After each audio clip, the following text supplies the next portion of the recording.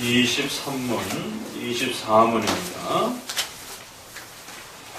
당신은 어떤 의미에서 하나님께서 전능하시다고 생각하십니까?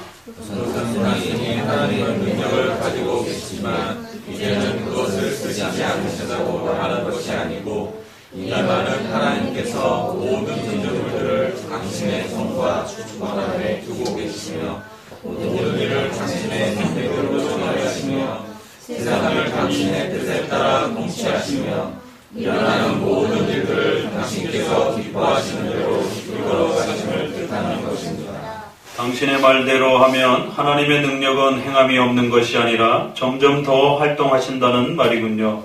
즉 하나님은 항상 활동하시고 계시며 좋은 일과 나쁜 일을 모두 포함해서 어떤 것이라도 하나님에 의하지 않거나 혹은 하나님의 허락과 명령 없이는 생기지 않는다는 말입니까? 그렇습니다. 사도신조의 제일 첫 소절을 함께 배우게 됩니다. 성부 하나님에 대한 고백이면서도 또 하나님의 존재와 하나님이 어떠하신 분이신지를 전능하신 하나님이라고 하는 이 한 고백 속에 또 모두 담아내는 또 이러한 모습을 보게 됩니다. 성부 하나님만 전능하시다라는 뜻이 아니라 삼위 하나님 전체가 전능하신 이러한 또 하나님의 속성을 함께 또 담아내기도 하는 것입니다. 특별히 다른 많은 표현 중에 전능하신 하나님이라고 하고 이 표현을 유독 또 선별해서 고백한 이유들을 또 잘 헤아려 보셔야 됩니다. 그것은 바로 하나님은 절대 주권자요, 하나님은 오직 유일하신 한 분 하나님이시라고 하는 하나님만이 최고의 신이요, 하나님만이 참된 신이십니다. 바로 하나님의 유일무이한 하나님의 존재와 하나님의 영광과 위엄을 이렇게 한마디로 전능하신라고 담아낸 것입니다. 하나님의 속성에는 여러 가지가 있습니다. 그러한 여러 속성 중에 하나를 언급한 것이 아니라 특별히 이 전능하심이라고 앞에서 이렇게 제일 먼저 소개한 것은 하나님 전체의 이러한 하나님의 위대하심과 하나님의 자존성과 하나님은 스스로 계신 분이다라고 하는 유명한 이 출애굽기의 말씀처럼 하나님은 절대 지존하신 바로 참된 신이십니다. 하나님만이 무한하시고 능력 있는 유일한 신이십니다. 바로 그런 의미가 이 전능하신라는 그 고백 안에 가장 아름답게 또 그렇게 표현되어지고 있습니다. 자, 이제 이러한 그 표현들을 좀 더 세밀하게 들여다보면 첫 소절에 단순히 하나님의 능력을 가지고 계시지만 이제는 그것을 쓰시지 않는다고 말하는 자들이 있다는 거죠. 당시에 로마 가톨릭을 중심으로 해서 특별히 이성적 그런 능력을 강조하는 많은 자들에 의해서 하나님의 능력을 인정하긴 하지만 그 하나님이 이제는 이 우주 만물의 역사와 인간의 역사에 깊이 관여하지 아니하시고 인간의 이성과 능력과 의지에 맡겨두셨다라고 하는, 그래서 하나님은 저 멀리 그저 지켜만 보고 계신다라고 하는 이러한 자들이 있었기 때문에 바로 이 전능하심은 그런 식으로 이해되어지면 안 된다. 전능하심이라고 하는 것은 반드시 과거도 지금도 앞으로도 영원히 활동하고 계시는 하나님의 신적 작정에 입각한 하나님의 절대 주권, 그리고 그것이 시간 속에서 펼쳐져가는 하나님의 섭리. 그 문장들을 잘 보세요. 이렇게 쭉 이렇게 길게 연장되어 있지만 소요리 문답을 기억하시면서 이 문장을 보게 되면 그 핵심을 무엇으로 잡고 있는지를 우리가 눈여겨볼 수가 있습니다. 바로 하나님의 전능하심이란 시간 전에 일어나는 하나님의 절대 주권적인 신적 작정, 그건 창조 전에 일어나는 하나님의 주권, 지배권을, 작정을 이렇게 표현하는 것이고, 또 그 하나님의 작정이 시간 속에서 일어날 때는 섭리대로 이렇게 표현하는 것입니다. 그리고 그 섭리가 어떤 방식으로 일어나느냐, 처리하시는 방식, 또 하나님의 뜻을 따라 통치하시는 방식, 또 일어나는 모든 일들을 하나님이 기뻐하시는 대로 이끌어가는 방식, 이것이 조금씩 다릅니다.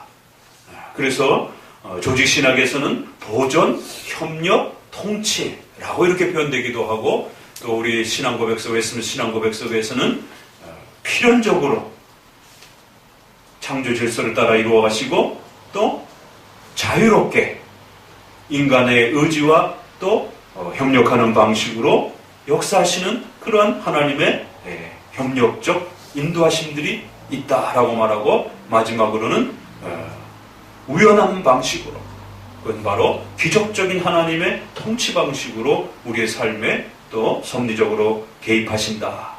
그래서 어떤 것은 우리 의지와 상관없이 하나님이 갑작스럽게 그렇게 또 개입하시는 그런 기적적인 섭리 역사도 있고, 때로는 인간의 이성과 삶과 의지 전체를 활용하셔서 하나님의 뜻을 이루어 가시는 그러한 협력적, 비록 알미니안주의의 신인 협력적 개념은 아니라 할지라도 하나님의 형상으로 창조받은 인간들을 기계처럼 다루거나 본능처럼 움직이는 짐승처럼 대하지 아니하시고 인격적인 존재로 인간의 이성과 의지를 가지고 하나님을 섬기도록 그렇게 또 이끌어 가신다는 것이. 그래서 통치라는 표현도 있고 이끌어 가신다는 표현도 있고 또 처리하신다는 방식도 있어요. 그래서 웨스민스터에서는 이런 표현들이 네 가지로 인도, 처리, 통치, 또 다스림이라고 하는 이러한 그 표현들이 조금 더 확장되는데, 여기서는 한 세 가지 정도가 이렇게 표현이 되어 있습니다. 그래서 섭리의 그 다양함들이 창조 만물 속에 또 하나님의 직접적인 지배 속에 또 인간을 다스려 가시는 아주 독특한 하나님의 인격적 또 배려의 인도하신 방식을 따라서 그 전능하심이 우리의 창조 역사 속에서 진행되어져 간다라고 그렇게 소개합니다. 바로 이 고백은 우리가 하나님을 믿고 의지하면서 어떻게 하나님의 뜻을 분별하고 또 이해하고 살아가는지도 가르치는 아주 중요한 원리입니다. 그래서 창조 질서를 지키면서 크리스천들도 살아가야 되는 것이고, 또 인간의 이성을 하나님의 말씀에 지배당해서 늘 이성적으로 말씀 속에서 판단하고 또 깨닫고 그 말씀에 맞게 또 그렇게 선택하면서 의지를 가지고 또 살아가야 하는, 또 그러면서도 우리 안에 갑작스럽게 닥치는 그런 많은 일들에 대해서 또 당황하지 마시고, 그럴 때마다 또 하나님의 도우심을 바라보면서 또 그 갑작스럽게 일어난 일들을 대처하시면서 그렇게 살아가는 것이지, 지나치게 이성적으로 살아가는 것도 아니고 지나치게 신비주의적인 그런 기적만 바라보고 살아가는 것도 아닌 것입니다.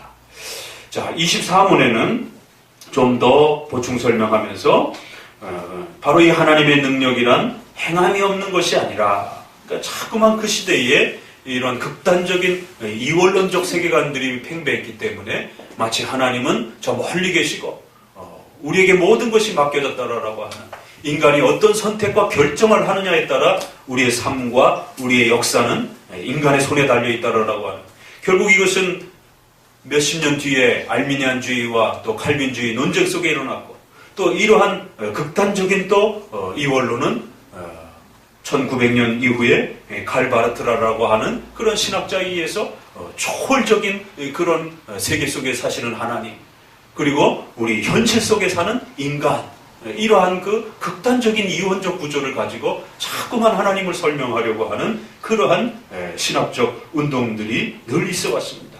그럴 때마다 우리 장로교는 극단적으로 하나님의 통치와 역사를 이원론적으로 그렇게 분리시키면 안 되고, 초월적인 하나님, 그러면서도 우리의 삶 속에 지배하시고 섭리하시고 다스려 가시는 그러한 조화 통일을 이루시는 이 여호와 하나님의 전능하심을 생각하셔야 된다는 겁니다. 바로 하나님의 능력은 행함이 없는 것이 아니라 점점 더 강력하게 역사하시고 지배하시고 일하시는 그러한 하나님. 좋은 일과 거기에는 어떤 그 활동들이 포함이 되느냐면 좋은 일과 나쁜 일. 항상 하나님의 작정과 섭리를 가르칠 때에, 예정론이 교회 안에서 가르쳐질 때에 인간의 의지 문제가 파괴되어진다라고 하면서 예정론을 공격했던 이런 알미니안주의처럼, 또 신적 작정과 섭리론을 가르칠 때마다 장로교가 이 가르침을 가르치려고 할 때마다 끊임없이 어떤 반대들이 있었느냐면, 만약에 하나님이 모든 역사를 지배하신다라면 그러면 우리 삶 속에 일어나는 악한 그러한 재난과 재해와 이러한 그 악한 역사들은 어떻게 된 것이냐? 그럼 인간이 범하는 악도 그러면 하나님이 만드시는 것이냐? 바로 이 악의 이 존재와 악의 이 역사들은 그럼 어떻게 이해할 것인가? 바로 이 문제 때문에 하나님은 멀리 구경만 하시고 악에 대해서 상관없으시다라고 그렇게 말하려고 앞선 자들이 그렇게 이해했던 것입니다. 그러나 우리 칼빈주의에 있어서는 악에 대해서 하나님이 그렇게 모르거나 하나님께서 악에 대해서 그렇게 대처하지 않는다라면 무능력한 하나님이 될 수 있다는 것에 대해서 더 엄히 주의를 주고 경고했던 것입니다. 하나님의 전능하심이란 좋은 일과 나쁜 일 모두를 포함해서 전 역사를 지배하시는 것이지 악의 역사는 모른다. 하나님이 거기에 대해서는 대처할 수 없다라고 말해서는 안 된다는 것이죠. 첫 번째 고백은 선과 악을 포함해서 그 모든 역사가 머리털까지 세심받으시고 그 어떠한 것도 우연히 없이 일어나게 하시는 하나님의 작정과 섭리 속에서 일어난다. 그러면 악의 문제는 어떻게 설명할 것입니까? 반드시 뒤에 문장이 따라와야 된다는 거예요. 하나님에 의하지 않거나 혹은 하나님의 허락과 하나님의 명령 없이는 생기지 않는다는 것입니다. 바로 악의 문제는 하나님의 허용적 섭리와 허용적 작정이라고 하는 이 독특한 하나님의 신적 작정의 집행이 있다는 것을 우리 선조들은 성경을 통해서 깨닫기 시작했고, 그래서 선과 좋은 일들에 대해서는 하나님에 의하고 하나님이 명령하시고 적극적으로 신적 작정을 펼쳐내시는 것입니다. 그러나 악의 문제에 있어서는 하나님이 적극적으로 집행하는 것이 아니라 인간의 의지에 책임을 묻는 방식으로서 하나님이 허용적 작정하시는 그러한 방식으로 하나님의 작정과 섭리를 이루셨다라고 이렇게 가르쳐 왔던 것입니다. 이것은 웨스민스터 소유리 문답과 신앙고백에도 그대로 들어왔고 우리의 조직신학 안에도 그대로 들어온 겁니다. 하나님의 작정은 적극적인 작정과 소극적인 작정 두 가지가 있는 것은 아닙니다. 우리 눈에 보기에 그렇게 보여지는 것입니다. 신비한 하나님의 작정과 섭리 역사 속에는 하나밖에 없는 하나님의 의지요 마음이지만 그 하나님의 의지가 우리의 역사 속에 인간의 삶 속에 펼쳐질 때는 보이지 않는 하나님의 숨겨진 의지와 작정이 있는 것이고 그것이 우리의 눈에 우리의 삶의 역사에 또 인간의 의지를 가지고 살아가는 우리의 삶 속에서는 우리가 어떤 선택과 선과 악을 선택하는 데에 따라서 또 하나님의 역사와 하나님의 일하심이 때로는 선으로 보상하시고 때로는 악으로 또 하나님은 엄중하게 재앙으로 또 형벌로 하나님 벌하시는 이런 하나님의 상벌의 이러한 또 역사가 있는 것을 또 우리는 보게 되는 것입니다.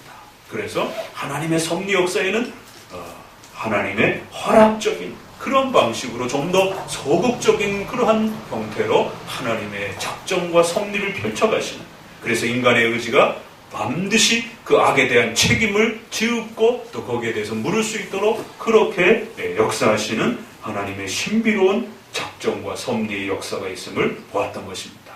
그래서 인간의 죄악에 대한 책임은 분명히 인간 자신에게 있으면서도 그 악을 만드시거나 창조하시는 그러한 악한 신은 아닌 것이, 그럼에도 불구하고 그 악 전체를 하나님의 지배와 다스림과 허락하심과 인도하심과 처리하심 속에서 하나님의 의지를 벗어나서는 절대로 그 어떤 역사도 일어나지 못하도록 강력하게 지배하시는 그러한 주권적 역사를 행하신 것입니다.